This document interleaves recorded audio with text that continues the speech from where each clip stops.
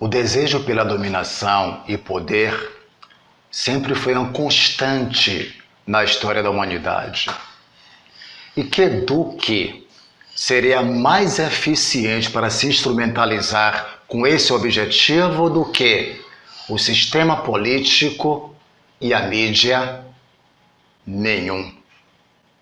E como tem sido isso feito da forma mais ditatorial, arrogante e prepotente, desde o final do carnaval até a atual suposta pandemia do coronavírus. Quando você tem um problema no motor do seu carro, a quem você procura para tecnicamente diagnosticar o problema e oferecer a solução? Ao mecânico, é óbvio. Quando você tem um problema no seu eletroeletrônico, na sua TV, a quem você procura para tecnicamente diagnosticar o problema e oferecer, apontar a solução? Você procura, meu amigo Edmilson Gonzaga, no bairro da Paz, um excelente técnico de eletroeletrônica. E quando se trata de problemas que envolvem a saúde, a quem você procura? A um prefeito? A um governador? Claro que não!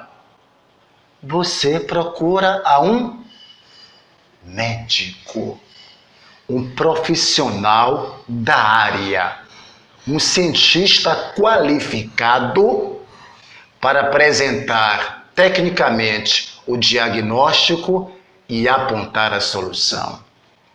E na questão da suposta pandemia do coronavírus, não seriam esses que deveriam apontar as soluções com base na ciência tecnicamente?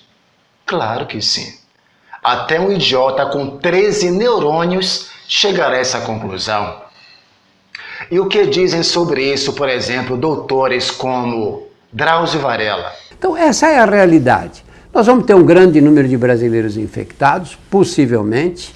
Isso vai acontecer depois do que está ocorrendo na China hoje. Vai haver uma estabilização da epidemia, depois começa a diminuir e vai embora. Como muitas outras epidemias, nós vivemos esse mesmo tipo de situação. E aí você vai me perguntar, e aí, você vai continuar andando na rua? Claro que vou. Não acho que se justifique qualquer mudança nos hábitos. Doutor Osmar Terra, veja. Eu acho que é mais fácil uma pessoa morrer atropelada no parque, atropelada numa rua aqui do Brasília, do que morrer de coronavírus. O coronavírus vai ter um número muito baixo de casos fatais. A maioria das famílias brasileiras já tem uma pessoa com vírus. Estatisticamente já tem. Se fechar em casa, ela vai contaminar todo mundo. Foi o que aconteceu na Itália, na Lombardia. Eles começaram a fazer a quarentena, triplicou o número de casos. 12 dias depois tinha o triplo. Doutor Wagner Malheiros, veja. Essa doença, o coronavírus, não é pior do que a epidemia de H1N1 que nós tivemos no passado. Não é tudo isso. Estão fabricando mortos por coronavírus. Eu sei disso porque eu tive colega que teve que brigar para mudar o diagnóstico. Paciente com câncer terminal que colocaram morte por coronavírus. Aqui em Cuiabá, se não me engano, foram 5 mortos. Descendo aqui desses 5, a maioria está a família brigando porque afirma que não é.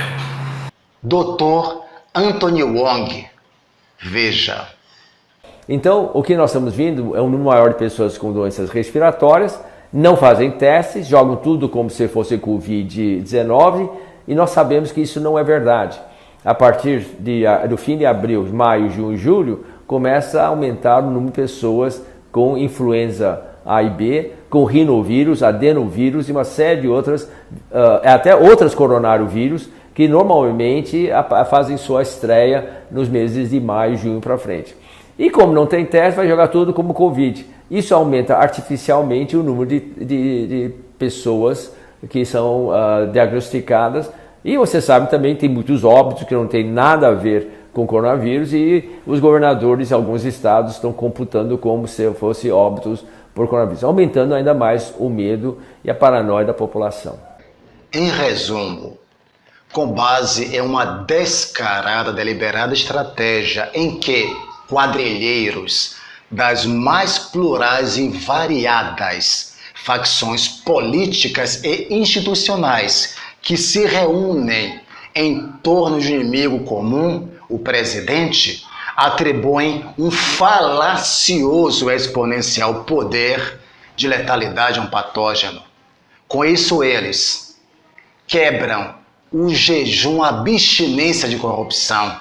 Foram 14 meses. Podem decretar estado de falência e, sem licitação, na prática, comprarem tudo o que querem pelo preço que quiserem. Segundo, boicotam o governo federal e o crescimento social e econômico do povo brasileiro. Terceiro, analisam usando como um termômetro a reação das pessoas a esses arbitrários decretos, o quão subserviente, manipulável e marionético é o povo brasileiro. E nesse processo, a imunda, pútrida, bandida e prostituída mídia exerce um papel crucial.